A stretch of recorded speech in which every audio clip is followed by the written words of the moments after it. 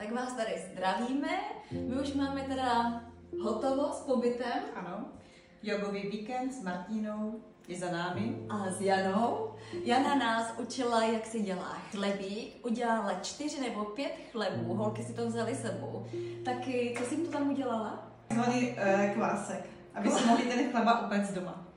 Takže dokonce si ten chlebík mohli, teď si vlastně ten chleba můžou i péct doma.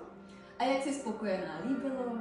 Bylo to úžasné, Martin. Moc děkujeme za Já děkuji moc za organizaci. Taky kdybyste chtěli nějaké akce další, tak tady Jana. Martě. Jana, takže a budeme mít zase další pobyt, tak pokud máte chuť se tady zúčastnit jógy, rituálů a zdravého wellness a vaření taky, Jste vítáni. jste vítáni. Dejte nám vědět.